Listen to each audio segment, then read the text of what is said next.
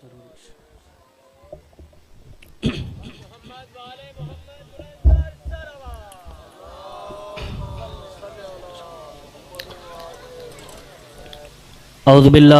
समीउल अलीम मिनश शैतानिर रजीम बिस्मिल्लाहिर रहमानिर रहीम अल्हम्दुलिल्लाहि रब्बिल आलमीन अल्लाहुम्मा इय्याका नअबुदु व इय्याका नस्तईन अस्सलातु वस्सलाम बितहिय्यति वल इकराम अला सय्यदिल उम्मीजिल मकीजिल मदनीजिल हाशिमीजिल करशीजिल सैयदना व मौलाना व शफीए ज़ुनूबिना व तबीबे क़ुलूबिना अबिल क़ासिम मोहम्मद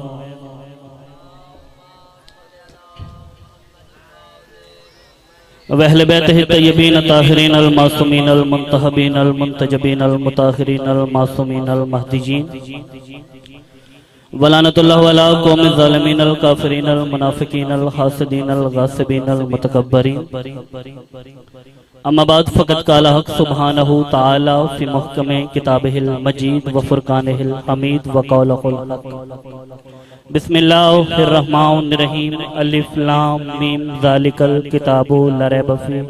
पहले बंदे से लेके आखिरी बंदे तक मिलके बवाज़े बुलंद सलवात।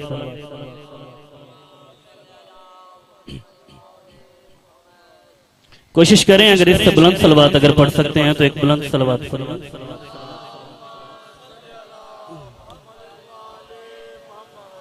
इल्तमास दुआ बिस्मिल्लाहिर्रहमानिर्रहीम।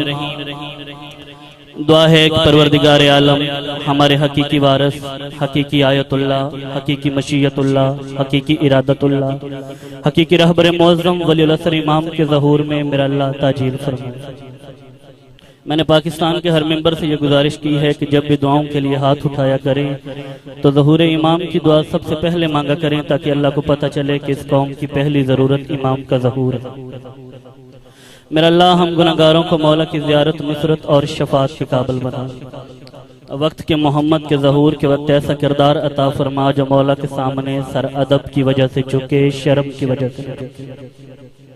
मेरे भाइयों का पुरखलूस तकल्लुफ़, नजर न्याज, लंगर खर्च और अखराजात मेरा मालिक अपनी बारगाह में कबूल और मंजूर फरमा।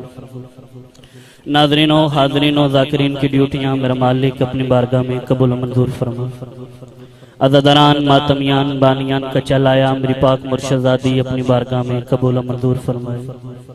जितने बीमार हैं मालिक अल्लाह शिफाए कुल्ली अता फरमाए। जो तंगदस्त हैं मालिक अल्लाह वसीर इसके हलाल अता फरमाए। जो बेजुर्म असीर हैं मालिक अल्लाह रिहाई नसीब फरमाए। जो बे औलाद हैं मालिक हयाती वाले वारिस नसीब फरमाए। नहायत वाजिबुल एहतराम क़िबला मौलाना असलम आबद साहब बीमार हैं मालिक शिफाए कुल्ली अता फरमाए। मेरी खाला जान बहुत सीरियस हालत में अस्पताल के आईसीयू में है। दुआ है कि पाक बीबी सोगरा के सदके मालिक ने शिफाए कुल्ली अता फरमाए। बेमौसम बीमार हैं मालिक अल्लाह ने भी शिफाए कुल्ली अता फरमाए। बाकी भी जितने भी जुमला मोमिनीन या मोमिनात बीमार हैं मालिक अल्लाह सैयदुस सज्जाद के सदके शिफाए कुल्ली अता फरमाए। नाजुक दौर है, पुरशोभ दौर है, मेरा अल्लाह हर मस्तूर की इज्जत को महफूज फरमा। अफवाज पाकिस्तान की कानून नाफज करने वाले इदारों की मेरा अल्लाह नुसरत फरमा। मेरा अल्लाह हमें से किसी मोमिन को उस वक्त तक मौत न देना जब तक जिंदगी में एक दफा दीदारे करबला न करना। दरखास्त गुजार हूँ अपने वलीउल असर इमाम के हजूर कि मेरा मौला आइए के ज़माने को फिर से किरदार मुस्तफ़ा की ज़रूरत है। आइए के ज़माने को फिर से अज़मत मुर्तज़ा की ज़रूरत है। आइए के ज़माने को फिर से इस्मत ज़हरा की ज़रूरत है। आइए के ज़माना फिर से हसन के हुसन का मोहताज है। आइए के ज़माना फिर से हुसैन की करीमी को देखे। आइए कि दुनिया फिर से सज्जाद के सजदे को देखे। आइए के ज़माना फिर से बाकर के इल्म का मोहताज है। आइए के ज़माने को फिर से जाफर की सदाकत नजर आए। आए के ज़माना फिर से मूसा काज़म की अजमत को देखे।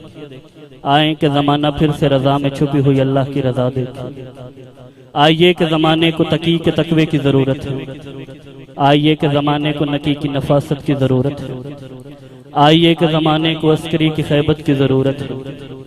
आइए के ज़माने को अब्बास के जलाल की ज़रूरत है। आइए के ज़माने को अकबर के जमाल की ज़रूरत है। आइए के ज़माने को कासम से बेमिसाल की ज़रूरत है। आइए के ज़माने को फिर से असगर के कमाल की ज़रूरत है। सलवात एक पढ़े और ऐसी पढ़े दुआएं सारी मुस्तजाब हो जाए।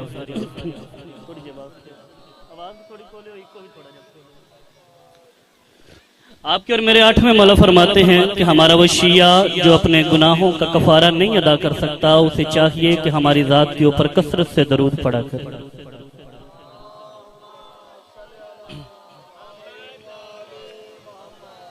इजाजत है जी, जिक्र शुरू किया। नहायत वाजिबुल एहतराम बुजुर्गान दीन, बरादरान ईमान, सदात व गैर सदात का एक नुमाइंदा मजमा मेरे सामने। मेरा अपना घर है, बानी की हैसियत है, वादा वफा हो गया, हुक्म की तामील हो गई। मैं चाहूंगा कि मैं जितनी देर मिंबर के मुसल्ले पे खड़ा हूं, मेरी नौकरी का, मेरी खिताबत का एक एक लफ्ज जनाबे अबू तालिब को मवद्दत का काबा बना के उसका तवाफ करें। कोशिश कीजिएगा मेरे साथ उतना क बोलते आइएगा कि मुझे पता चल जाए कि मेरा खिताब अली को मानने वालों से है, अली को सोचने वालों से नहीं। पहली बात, अल्लाह के कुरान से अल्लाह फरमाता है अलिफ लाम मीम ज़ालिकल किताबु ला रैब फी। अल्लाह कुरान की पहली आयत में अपनी किताब की फजीलत बता रहा है कि ये वो किताब है जिसके अंदर शक नहीं है। 1 या 2 मिनट लगेंगे आपको तमहीद समझने में, मैं कोशिश करूंगा कि मैं बेहतर अंदाज में आपको समझाऊं। ज़ालिकल किताबु, ये वो किताब है ला रैब फी, कि जिसके अंदर शक नहीं है। हुदल लिल मुत्तकीन, मुत्तकीन के लिए हिदायत है। वल्लज़ीना युमिनू बिल गैब, उनके लिए जो ईमान लाए उसकी गैबत के ऊपर। समझ आ रही है जी? किन के लिए हिदायत है? जो उसकी गैबत पे ईमान लाए हैं। कुरान से पहले 3 आसमानी किताबें हैं बड़ी, उन 3 किताबों में और कुरान में एक चीज का फर्क है। कुरान से पहले राजा सफदर जी जितनी किताबें उतरी हैं उनका जिक्र सिर्फ नस्ल आदम से, लेकिन कुरान एक मुकम्मल ज़ाब्ता हयात है। कुरान का ताल्लुक इंसान की जिंदगी के हर पहलू से है। मैं समझा देता हूँ। कुरान के अंदर सूरह नहल है, इससे मुराद शहद की मक्खी है, यानी यह सूरत पूरी सूरत शहद की मक्खी के ऊपर है। कुरान में सूरतुल फील है, ये सारी सूरत हाथी पे है। कुरान में सूरतुल आदियात है, ये सारी की सारी सूरत जो है ये घोड़ों के ऊपर है। कुरान में सूरह कमर है, ये चांद पे है। सूरह नजम है, ये सितारों पे है। यानी कुरान जिंदगी के हर मामले में हमारी रहनुमाई कर रहा है। इसलिए अल्लाह ने कह दिया कि ये वो किताब है जिसके अंदर शक नहीं है। लिहाजा जब भी हम कुरान में से कोई किस्सा या वाकया खोलेंगे तो हमें उसका एक खास मकसद नजर आएगा। तो बात शुरू करते हैं कि कोई भी मजहब हो, मसलक हो, तहरीक हो, इनकलाब हो, कोई भी चीज हो, तो बेसिकली तौर पे, बुनियादी तौर पे ये चीज 2 चीजों पे कायम होती है। एक चीज होती है बुनियाद, दूसरी चीज होती है बका। हर मजहब बुनियाद पे मुश्तमिल है, बका पे मुश्तमिल है। एक है उसके बनने की जगह, एक है उसके बाकी रहने की जगह। खुशकिस्मत है शिया कौम कि जिसका मजहब बिल्कुल उसी तरह है जिस तरह सितारों के बीच चांद है। तो आए ढूंढते हैं कि हमारे मजहब शिया की, हमारे मसलक की बुनियाद क्या है। तो बगैर किसी ठहराव के, आपका एक लम्हा जाया किए बिना, मैं बताना चाहता हूं कि मजहब शिया की जो बुनियाद है वो है विलायत अली इब्न अबी तालिब। जो बंदा समझ जाए कम से कम उस बंदे का हाथ जरूर उठे। हमारे मजहब की बुनियाद अली की विलायत, हमारे मजहब की बका हुसैन की आजादारी। यानी ये मजहब किस चीज पे कायम है? अली की विलायत पे। किस चीज के जरिए बाकी है? हुसैन की आजादारी पे। कभी भी अपने मजहब को छोटा न समझना, कभी भी खुद को कम न समझना। हुसैनियत तादाद की मोहताज नहीं रही।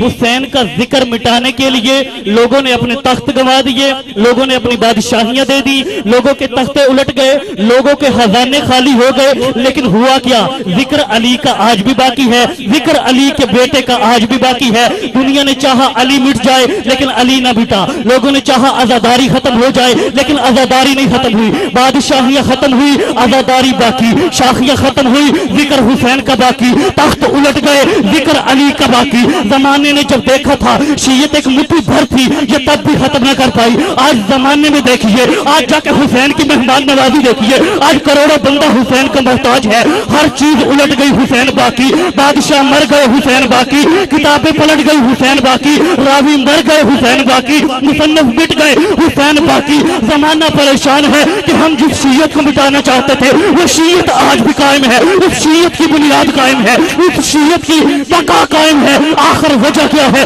कभी बिस्तर पे सोच कि आखिर शीयत क्यों कायम है। फिर भी तुझे जवाब न मिले, फिर मेरे पास आना, मैं हुसैन को नौकर तुझे वजह बताऊंगा कि शीयत इसलिए कायम है, शीयत की बुनियाद इसलिए कायम है, शीयत की बका इसलिए कायम है कि जो तेरे वारिस थे वो मर गए, जो मेरा वारिस है वो जिंदा।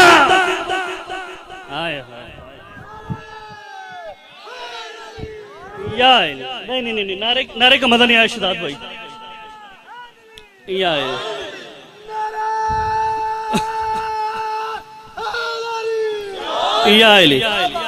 राजा जी, हमने 12 मुहर्रम को मजलिस करवाई। मेरे भाई ज़हीरुल हसन ज़हीर लाहौर से वो तशरीफ लाए। एक जुमला उन्होंने मुझे अमानतन दिया था इसी अली के हवाले से। उन्होंने कहा था कि जहां भी पढ़ो ना, मेरे लिए दुआ जरूर कर देना, मालिक मेरे भाई की जबान में मजीद तासीर अता फरमाए, वक्त को मजीद बुलंद किया।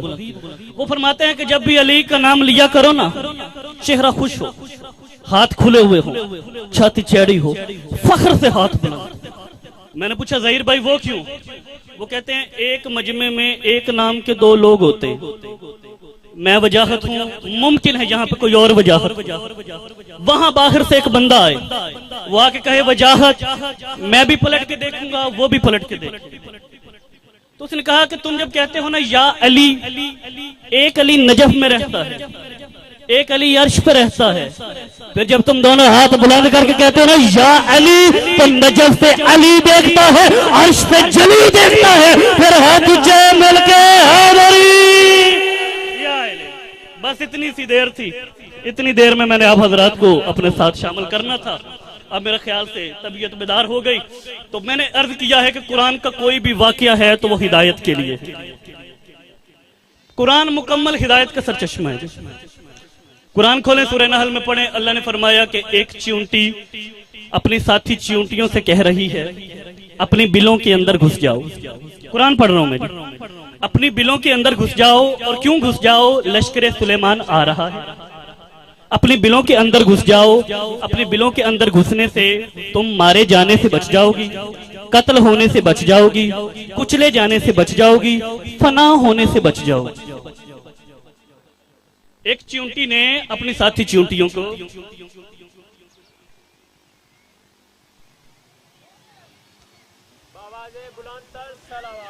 ठीक है,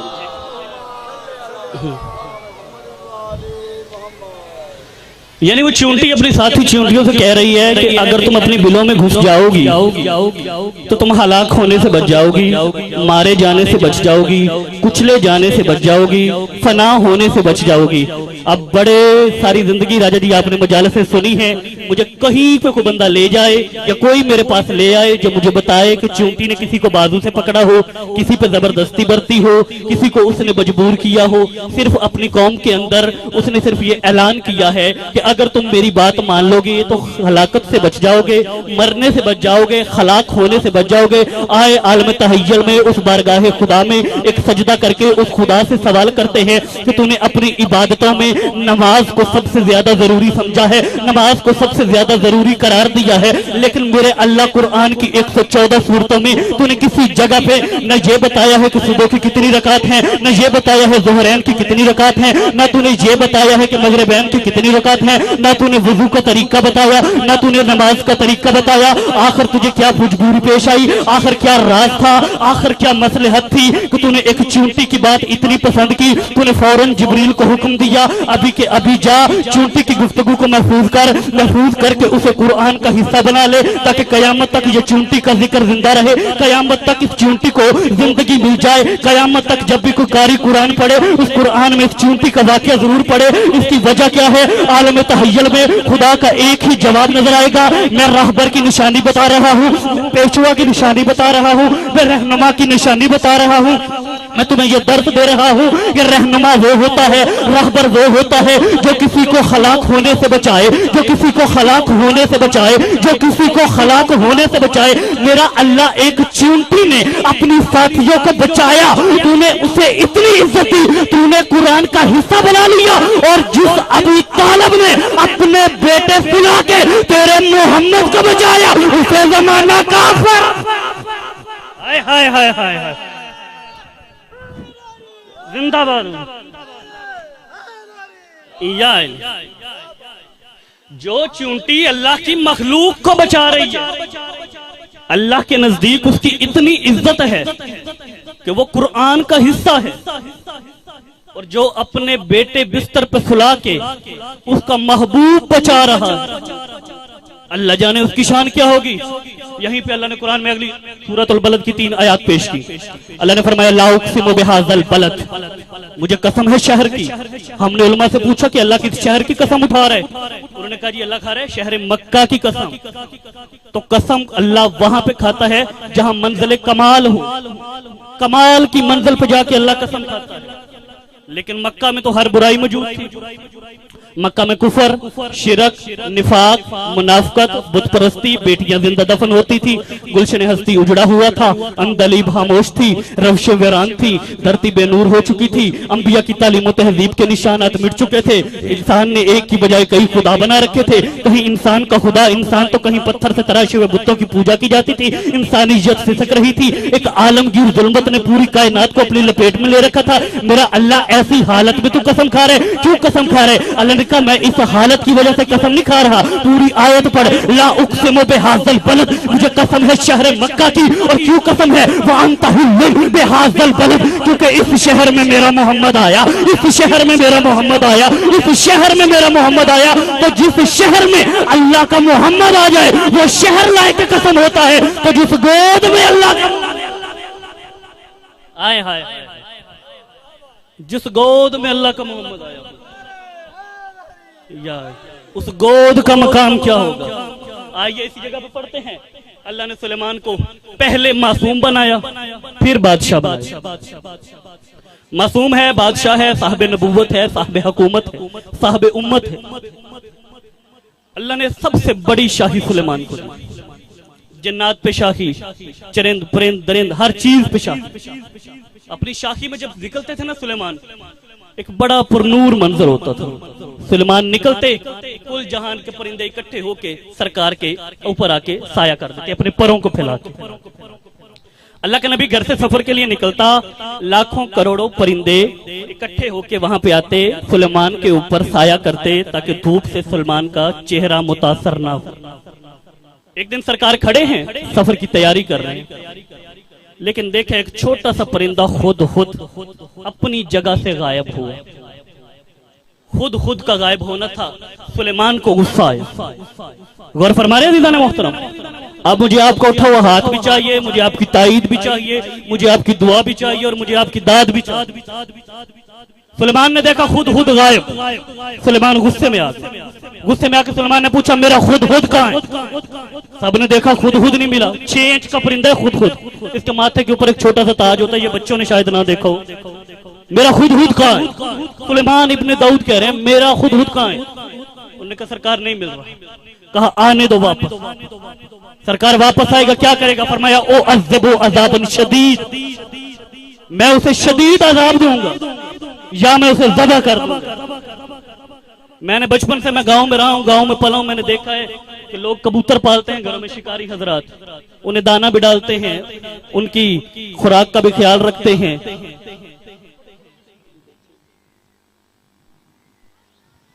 जी एक मोमना औरत बीमार है, मालिक उन्हें शिफा कुल्ली अता फरमाए जिक्र के सदके में। अच्छा भाई आशिक हुसैन जोइया की अहलिया जो हैं वो बारगाह मासूमीन में चली गई हैं, मालिक अल्लाह उनके दर्जात मजीद बुलंद फरमाए। मैंने देखा है जी, सारा साल पालते हैं, बाजियां लगाते हैं, शौक करते हैं, इश्तिहार छुपाते हैं, इनामात होते हैं बड़े बड़े, लेकिन मैंने अपनी सारी जिंदगी में राजा सफदर जी मैंने नहीं देखा कि कोई कबूतर भाग गया हो और किसी शिकारी ने कहा हो अगर ये मुझे मिल गया तो मैं इसे 2 सजाएं दूं।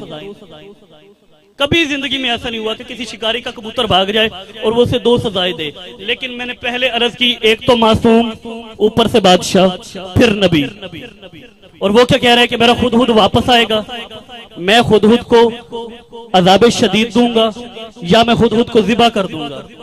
आए अल्लाह से पूछते हैं, मेरा अल्लाह इतने वाकयात तेरी खुदाई में मौजूद हैं, तूने सुलेमान और खुद के वाकये को कुरान का हिस्सा क्यों बनाया?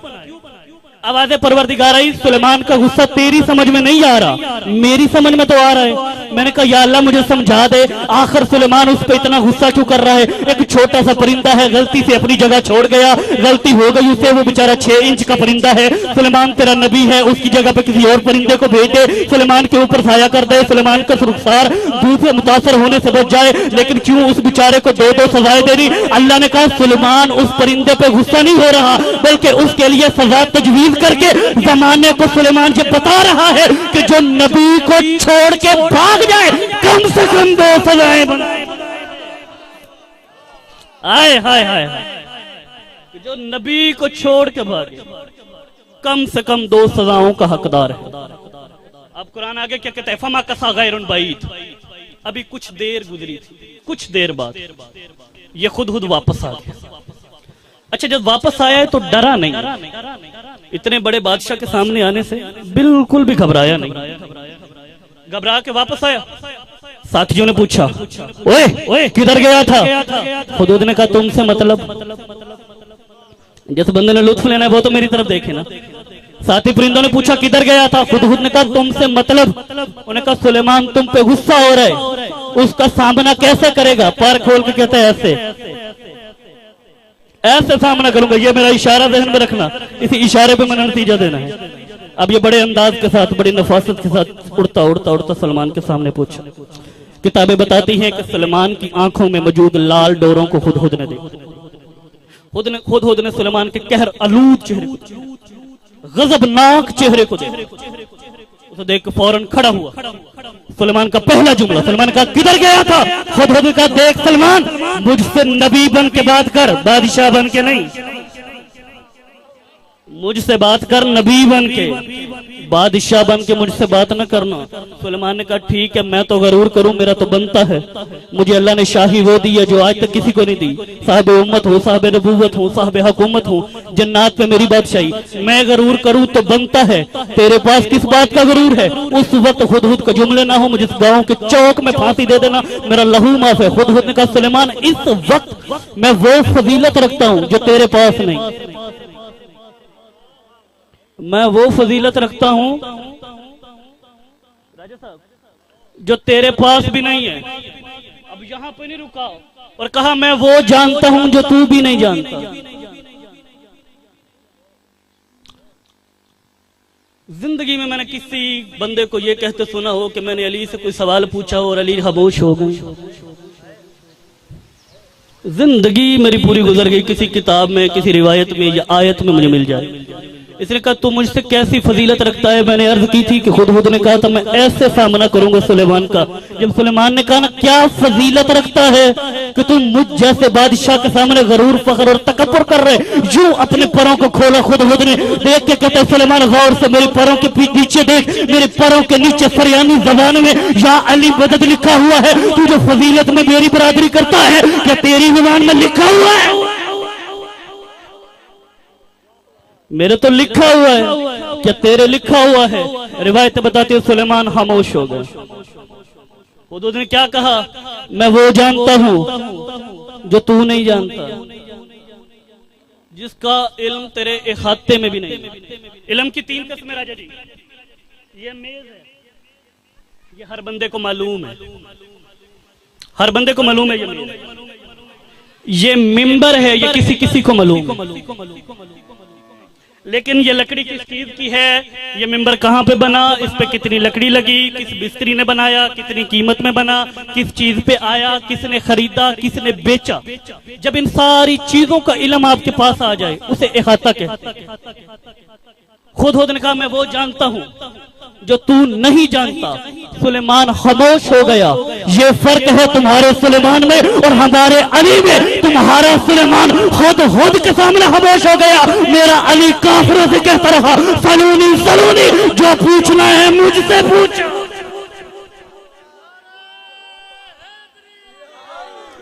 जिसने जो पूछना मैं अली से, जिसने आसमान की ऊंचाई पूछनी है मैं अली से पूछो, जिसने जमीन की गहराई पूछनी है मैं अली से पूछो, जिसने आग की दमक पूछनी है मैं अली से पूछो, जिसने हीरे की चमक देखनी है मैं अली से पूछो, जिसने दरियाओं की रवानी पूछनी है मैं अली से पूछो, जिसने समंदर की तुगयानी पूछनी है मैं अली से पूछो। कहा या अली आप सब ऐसे जानते हैं जैसे आपने सब कुछ बनते देखा हो। अली ने कहा हाँ मैंने सब कुछ बनते देखा है। कहा या अली अगर आपने सब कुछ बनते देखा है फिर बताइए जब बन रहा था तो कौन कौन था। अली ने कहा या परवरदिगार था, या अहमद मुख्तार था, और या हैदर कर्रार।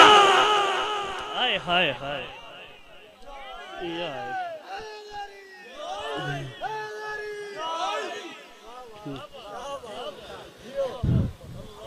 कहता मुल्क के सबा से लौट रहा हूं। खुद वाली बात भूले तो नहीं। कहा मुल्क के सबा से लौट रहा हूं। मैंने वहां पे एक शहजादी देखी। शहजादी है, हुकूमत करती है और उसकी कौम जो है वो चांद और सूरज की पूजा करती है। मेरा सवाल है बड़े मजमे से, क्या इससे पहले किसी नबी ने शहजादी नहीं देखी? आखिर अल्लाह को क्या जरूरत पेश आई इस वाक्य को भी कुरान का हिस्सा बनाने की? तो मैं बिल्कुल नतीजे के करीब पहुंच आया। दर हकीकत खुद ये जानता था कि सुलेमान कंवारा है। वो चाहता था कि नबी की नस्ल चले, नबी की शादी हो जाए, मासूम की नस्ल आगे बढ़ेगी। अल्लाह को बात इतनी पसंद आई, अल्लाह ने कुरान का हिस्सा बना।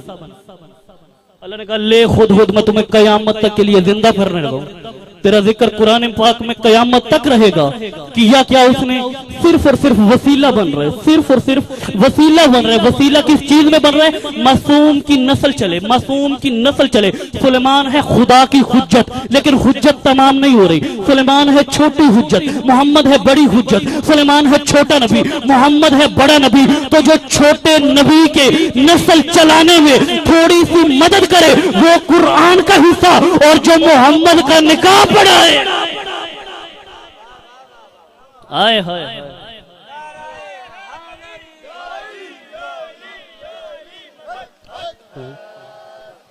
जो मोहम्मद का निकाह पढ़े। जमाने की मुनाफिकत यह है कि उसे काफिर कहते हैं। जिसका कलमा खुद कुरान पढ़े, बदल देता हूं, जिसका कलमा खुद रहमान पढ़े। एक दिन जनाब सुलेमान अपनी शाही में जा रहे थे, पता नहीं कौन सी बात सरकार के जहन में। फौरन खुदा की बारगाह में मुहातबे कहा या अल्लाह मैं सुलेमान इब्न दाऊद चाहता हूं कि तेरी पूरी मखलूक को एक वक्त का खाना मैं सुलेमान दूं। आवाज आई परवरदिगार की, सुलेमान ये तेरा काम नहीं है, तुझे मैंने बादशाह बनाया है, तू बादशाही कर। तू क्यों राज़क बनने चला? कहा नहीं मेरा अल्लाह तूने मुझे बनाया है सबसे बड़ा बादशाह। मैं चाहता हूं कि तेरी मखलूक को एक वक्त का खाना मैं सुलेमान इब्न दाऊद दूं। जब सुलेमान ने जिद की तो अल्लाह ने कहा ठीक है। सुलेमान ने कहा मेरी दो शर्तें। आवाज़ परवरदिगार आई, क्या शर्तें? कहता मालिक अल्लाह पहले तो दे मुझे 6 महीने का वक्त। 6 महीने का वक्त क्यों? कहा कि हर मखलूक के मिजाज का खाना तैयार करवाना है। जो गोश्त खाता है उसके लिए गोश्त मंगवाऊंगा, जो चारा खाता है उसके लिए चारा खाऊंगा, जो रोटी खाता है उसके लिए रोटी मंगवाऊंगा। दूसरी शर्त मेरी ये है कि 6 माह के अंदर जो मैं तैयार करूं वो खराब ना हो, जाया ना हो। खुदा ने कहा ठीक है सुलेमान, तुझे 6 महीने का वक्त भी दिया और 6 महीने के अंदर जो तू तैयार करेगा ना वो खराब, देखिए मेरी तरफ माहौल खराब ना कीजिएगा, ना वो खराब होगा और ना वो जाया होगा। अब ये हुआ कि अब मदादी होने लगी, ऐलान होने शुरू हो गए। जो जिससे मिलता उससे कह देता तुम्हारी फलां तरीक का खाना सुलेमान इब्ने दाऊद के दस्तरखान पे है। मैं सामल भाई से मिला, मैंने सामल भाई को कहा कि फलां दिन का खाना जो है वो सुलेमान के दस्तरखान पे। वो शहजाद से मिले, उन्होंने कहा शहजाद भाई फलां तरीक फलां दिन फलां मकाम पे सुलेमान इब्ने दाऊद के दस्तरखान पे आपका खाना है। आप राजा साहब से मिले, आपने राजा साहब को दावत दी। 6 महीने के अंदर ऐलान होता रहा, खाने पकते रहे, देगें तैयार होती रही, गोश्त जमा होते रहे, रोटियां बनती रही, वक्त गुजरता रहा गुजरता रहा गुजरता रहा गुजरता रहा। आखिरी दिनों में सुलेमान को याद आया कि फलां मकाम पे एक दरिया है, उस दरिया का एक किनारा है, उस किनारे के ऊपर एक मछली रहती है। मेरी दावत तमाम इंसानी तक पहुंच गई है, तमाम मखलूकात तक पहुंच गई है, लेकिन मेरी दावत उस मछली तक नहीं पहुंची। राणा साहब पूरी तवज्जो के साथ जुमला सुनना। उसी वक्त फौरन एक कासिद को भेजा, कासिद से कहा सबसे पहले जाओ, सबसे पहले मछली से जाके माजरत करना, उसके बाद उसे मेरा सलाम कहना, सलाम कह के उसे मेरी दावत देना। जब वो दावत कबूल कर ले फिर वापस आना। कासिद वहां से चला, पहले बंदे से लेके आखिरी बंदे तक मुझे पूरी तवज्जो चाहिए। कासिद ने वहां जाकर मछली को पैगाम दिया, मछली ने सुलेमान की दावत को कबूल किया। दावत कबूल करने के बाद अब मछली ने उस कासिद को यह पैगाम दिया कि सरकार से कहना मैं आऊंगी जरूर, लेकिन मेरी एक शर्त है, जब तक मैं आऊंगी नहीं आप खाना तकसीम नहीं करेंगे, आप लंगर शुरू नहीं करेंगे, आप खाना बांटेंगे नहीं। कासिद ने आके सुलेमान इब्ने दाऊद को पैगाम दिया। सुलेमान ने कहा ठीक है, मेरा तुझसे वादा हो गया, जब तक वो मछली आएगी नहीं मैं खाना शुरू नहीं करूंगा, मैं लंगर बांटूंगा नहीं। मुकर्ररा दिन आ पहुंचा, मखलूकात इकट्ठी हुई, हर जन इकट्ठी हुई, जानवर इकट्ठे हुए, इंसान इकट्ठे हुए, परिंदे इकट्ठे हुए, परिंदे इकट्ठे हुए। इंतजार रख गया मछली का। मछली के इंतजार में अल्लाह का नबी खड़ा था। एक मछली के इंतजार ने अल्लाह के नबी को रोक के रखा हुआ था। कुछ देर गुजरी, मछली सरकार के सामने आई। मछली ने सुलेमान का सलाम किया, सलाम करके कहा, सुलेमान ने कहा अगर तू कहे तो मैं खाना शुरू करूं। मछली कहती नहीं सरकार अभी नहीं, अभी नहीं। एक शर्त वहां पे थी, एक शर्त यहाँ पे मंगवाऊंगी। पहली शर्त ये थी जब तक आऊंगी नहीं शुरू नहीं होगा। दूसरी शर्त ये है जब तक मैं नहीं खाऊंगी किसी दूसरे को नहीं मिलेगा, जब तक मैं ना खा लूं कोई दूसरा नहीं खाएगा। सुलेमान ने सोचा एक निवाला खाएगी, 1 मिनट लेगी, 1 लुकमा लेगी, आखिर कितना खा जाएगी। मुझे आपकी चुप की कसम 6 माह के अंदर जितना सुलेमान ने सारी मखलूक के लिए इकट्ठा किया था वो मछली 1 लुकमे के अंदर खा गई। उसे देख कर सुलेमान नीचे गिरा, नीचे गिर के कहता मेरा अल्लाह इस मखलूक को रिस्क देना तेरा काम, इस मखलूक को रजाना तेरा काम। आवाज आई सुलेमान हमारा कमाल नहीं, रिस्क तकसीम करने वाले हाथों का कमाल।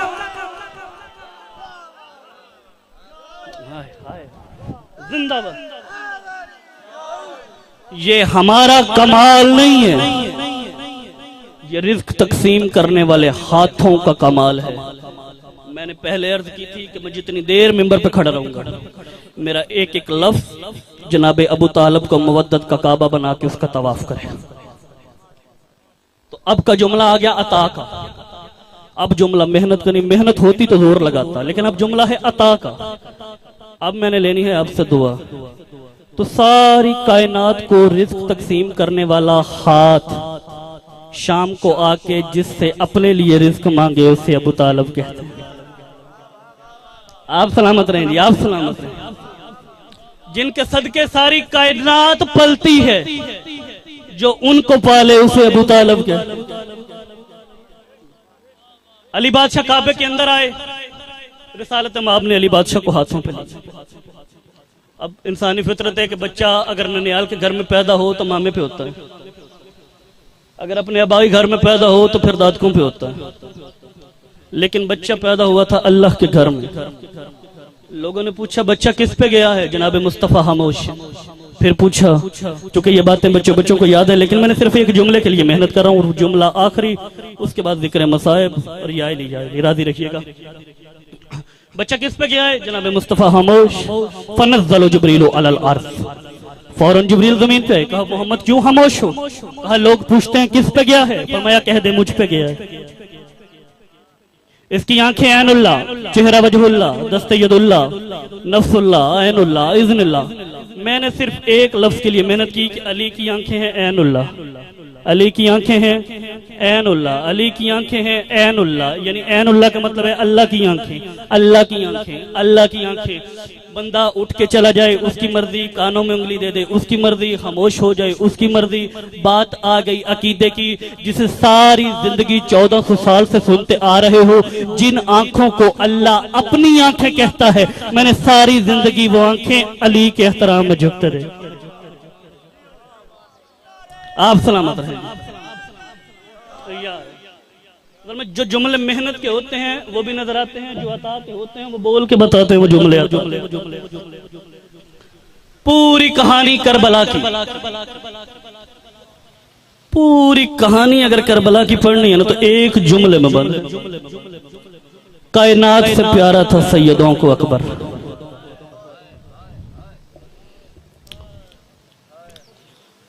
कुल जहान से प्यारा था सैयदों को अकबर। परदेश में उजड़ा है घर बतूल का।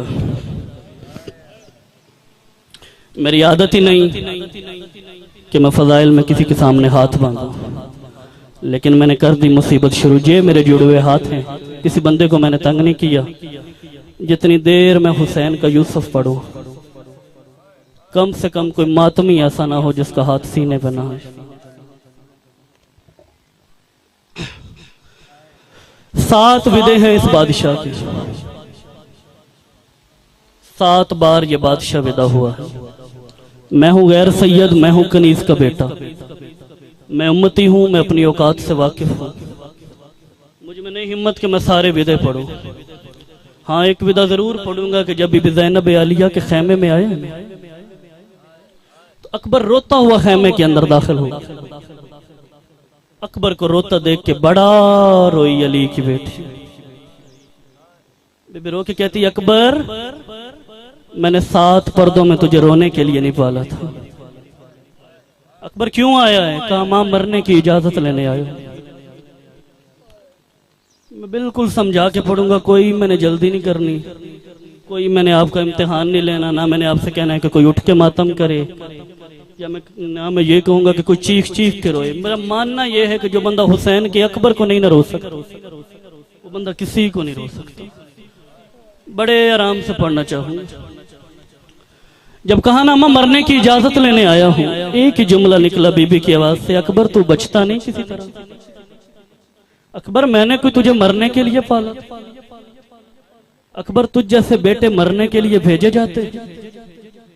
जब अकबर ने देखा ना इस तरह इजाजत नहीं मिलेगी, कहते अम्मा इजाजत नहीं लेता, सिर्फ एक सवाल का जवाब दे दे।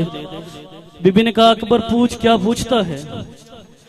कहा अम्मा मेरी नजर में तेरी भी उतनी इज्जत है जितनी दादी ज़हरा की है, लेकिन अम्मा मैं तेरा बेटा हूँ, तूने मुझे पाला है, 7 पर्दों में तूने मेरी परवरिश की है, लेकिन मैं पूछना ये चाहता हूँ अम्मा तू अफजल है या दादी ज़हरा अफजल है? तू अफजल है या दादी ज़हरा अफजल है? अकबर का सर था बीबी के जानू पे। बीबी तड़प के उठी। बीबी कहती बेशक मैं सानिया ज़हरा हूँ, लेकिन मैं उस ज़हरा की कनीज हूँ। अकबर ने कहा अम्मा फिर मुझे एक बात बता, कयामत वाले दिन ज़हरा ने तुझसे पूछ लिया कि मेरा बेटा मुश्किल में था और तू अपना बेटा बचाती रही, तो अम्मा क्या जवाब देगी? तड़प के उठी बीबी कहती अकबर लाख अकबर हो, मैं हुसैन के ऊपर कुर्बान, लाख अकबर हो मैं हुसैन के ऊपर कुर्बान कर दूं। वहां से जनाब अकबर निकले, अब अपनी मां लैला के खेमे में आए। लैला के खेमे में आके अकबर को मां नजर नहीं आई। अकबर खेमे से वापस निकले, जनाब अब्बास ने अकबर को रोका। कहा अकबर किधर? कहा चाचा अम्मा खेमे के अंदर नहीं। अब्बास फरमाते अकबर तू रुक, मैं देखता हूं। जब अब्बास आए ना बीबी लैला के खेमे के अंदर, तो खेमे की ओट के साथ छुप के रो रही थी अकबर की मां। गाजी चलते हुए करीब आए, करीब आके कहते हैं आकाजादी अकबर आखिरी बार मिलने आया है, उठ अकबर को विदा कर। उस वक्त बीबी के आंसू आए। बीबी रो के कहती अकबर को मैं जरूर मिलूंगी अब्बास, लेकिन जाके मुझे ज़ैनब से इजाजत लेके दे, मैं अकबर को बेटा कह लूं। ओ मैं अकबर को बेटा बुला लूं। अगर ज़ैनब कहे तो मैं अकबर को बेटा कहूंगी। मैंने आज तक अकबर पे दावा नहीं किया, लेकिन आज अकबर मैदान में जाएगा, अब्बास में तुझसे मिन्नत करूंगी, एक लम्हा ज़ैनब से कहना अकबर को इजाजत दे, अकबर मुझे उस तरह मां कहे जिस तरह ज़ैनब को मां। अल्लाह मान, अल्लाह मान। अब आए बाबे के पास आए जनाब अली अकबर। बाबे के पास आके अली अकबर ने इजाजत मांगी। बड़ा तड़पा अली का गरीब बेटा, तड़प के कहता है अकबर तुझ जैसे बेटे मरने के लिए थोड़ी ना पाले जाते, तेरे जैसे बेटे मरने के लिए थोड़ी ना भेजे जाते हैं। अच्छा अकबर तू जाना चाहता है तो फिर एक लम्हा रुक, मुझे एक काम करने दे। हुसैन ने सारी मस्तूरों को इकट्ठा किया, कहा सारी मस्तूरें आओ मेरे अकबर का विदा देखो। सारी मस्तूरें इकट्ठी हुई। पहला शहीद था अकबर कि जो जिंदा था तो सैयदजादियों ने हल्का बांध के पत्थरों का मातम किया। जब हर सैयदजादी की पेशानी जख्मी हुई ना, अब जनाब अली अकबर घोड़े पे सवार होने लगे। बिल्कुल मुख्तसर करूं, 2 या 4 मिनट में खत्म करूं। किसी बीबी ने आके अकबर के हाथ चूमे, किसी ने आके अकबर का माथा चूमा, किसी ने अकबर के रुखसार चूमे, किसी ने अकबर का सीना चूमा। जब अकबर बैठा है ना घोड़े पे और सवार हुआ है, उस वक्त अकबर का घोड़ा एक लम्हे के लिए रुका। अकबर के घोड़े को रुकना था। अकबर ने घोड़े से पूछा तू क्यों रुका है? आवाज आई मुर्शिद कुछ देर पहले तू रुका था, तू क्यों रुका था? अकबर की आवाज आई वो मेरी मजबूरी थी। उस वक्त घोड़े की आवाज आई वो मुर्शिद उस वक्त तेरी मजबूरी थी, अब मेरी मजबूरी। अकबर ने कहा कौन सी मजबूरी आ गई? कहा मुर्शिद मेरे कदमों में देख। अकबर ने कदमों में देखा, हुसैन की 4 साल की बेटी अकबर के घोड़े के बाजू में लेके रो रो के कह रही थी ओ अकबर एक लम्हा नीचे उतर, और अकबर पैर रकाबों से निकाल, और अकबर में तेरे पैर चूमू। आवाज आई सकीना पैर क्यों चूमती है? आवाज आई अकबर जो पहले चूमने आई थी और उनके कद बड़े थे, उन्होंने माथा चूमा, उन्होंने रुखसार चूमा, और मैं तेरी मासूमा बहन और मेरा कद छोटा, अकबर पैर रकाबों से निकाल और मैं तेरे पैर चूमू। अजरोको मिनल्लाह। सुनोगे अगली मंजिल जो हल्के के मातमी है। 2 इजाजत अगर अकबर का विदा सुनोगे तो अकबर चले। हुसैन से कहा बाबा आप वापस चले जाइए। फरमाया नहीं अकबर, अब अगर मैं वापस चला गया मुझसे तेरी लाश पे नहीं आया जाएगा। अकबर मैं यहाँ पे रुकूंगा, अकबर तू मैदान में चला जाना, अकबर तू जंग करना, तू जहाँ पे मुझे पुकारेगा मैं तेरा बाबा तुझे उठाने आ जाऊंगा, तू जहाँ से मुझे आवाज देगा मैं वहां से तुझे उठाने आ जाऊंगा। अब जिस बंदा ने मातम करने सर पे वो बंदा तैयारी करे।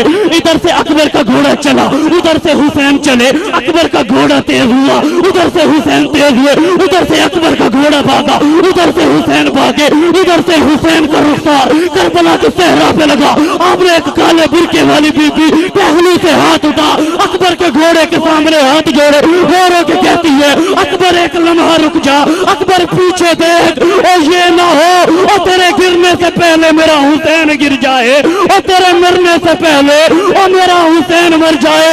आजादार जंग की अली अकबर ने एक कमीने ने कहा अकबर तू यहाँ पे लड़ रहा है, वहाँ तेरी पुप्पी के हेमे में आग लग गई, इतना देखना था। एक कमीने ने बर्छी मारी, बर्छी अकबर के जिगर में लगी। लालम ने कहा अगर हुसैन साबर है तो फिर बर्छी हाथों से निकाले।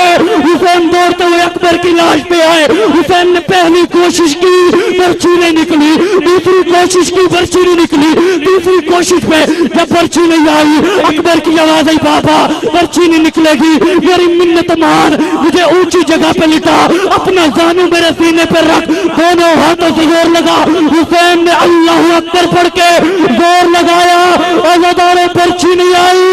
अली अकबर का कलेजा